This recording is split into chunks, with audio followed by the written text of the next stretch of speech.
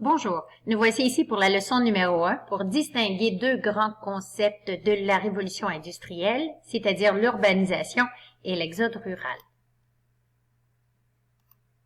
Tout d'abord, qu'est-ce que l'exode rural? L'exode rural, c'est le déplacement de la population de la campagne à la ville. C'est-à-dire qu'il va y avoir une transformation de l'économie. Donc, l'économie basée sur l'agriculture, maintenant va être transformée et la population qui était majoritairement en campagne va maintenant se déplacer vers la ville pour maintenant aller travailler dans les industries.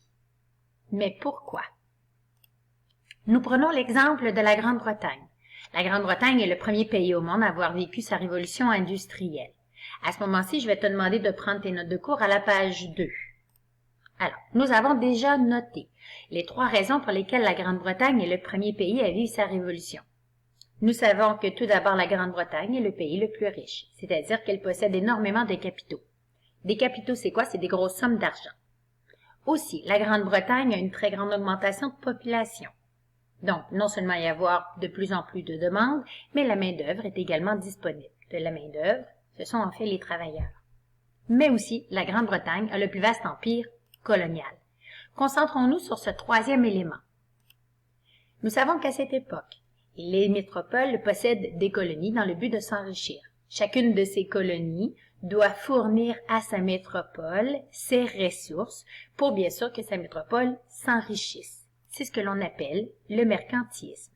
Si nous prenons le cas de la Grande-Bretagne, la Grande-Bretagne a le plus vaste empire colonial à l'époque. En fait, comme tu le constates, tout ce qui est en rouge sont des colonies qui appartiennent à la Grande-Bretagne. Ça veut dire que toutes ces colonies, qui se retrouvent à peu près sur tous les continents, doivent fournir obligatoirement leur métropole en différentes ressources et matières premières. La Grande-Bretagne va donc finir par en recevoir une très grande quantité et va s'enrichir très rapidement. Va donc devenir le pays le plus riche avec le plus de capitaux. C'est la raison pour laquelle, avec toute cette grande quantité de ressources et de produits, la population va donc être en meilleure santé. Il va y avoir une baisse de la mortalité, une augmentation de la population. Mais, malheureusement, les terres sont limitées et rapidement, ils vont finir par manquer. Il va devenir de plus en plus difficile de produire suffisamment de nourriture pour nourrir toute la population. Si l'on regarde ici le petit schéma, alors c'est un graphique qui montre l'augmentation de la population de la Grande-Bretagne du 18e au 19e siècle. Alors ça veut dire que dans un siècle et demi, la population augmente vraiment beaucoup. Ceci dit, la Grande-Bretagne devra donc trouver des moyens pour être en mesure d'assurer la survie de sa population. Il va y avoir l'assolement quadriennal, il va y avoir la nouvelle culture qui est le navet, mais surtout, ce qui va aider, ça va être le développement des machines agricoles. Ce sont les bourgeois qui, avec tous leurs capitaux, seront en mesure de se procurer ces nouvelles machines agricoles qui, elles, vont être capables de mieux travailler la terre et améliorer la production. Or, avec ces machines agricoles, elles vont remplacer les paysans. Pour une machine agricole, on n'a pas besoin d'en avoir 15 paysans. Comme si on prend ici l'exemple de la semeuse mécanique, eh bien, tu as juste besoin d'un ou 2 paysans pour voir à son fonctionnement. Ceci dit que toutes les autres n'ont plus de travail, ils se retrouvent donc au chômage.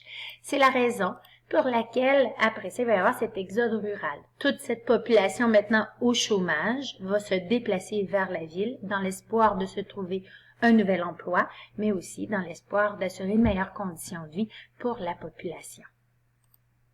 C'est ce que l'on appelle l'urbanisation.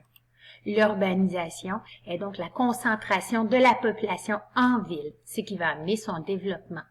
Donc, la grande majorité de la population de la Grande-Bretagne, par exemple, va se retrouver en ville pour pouvoir travailler dans les industries.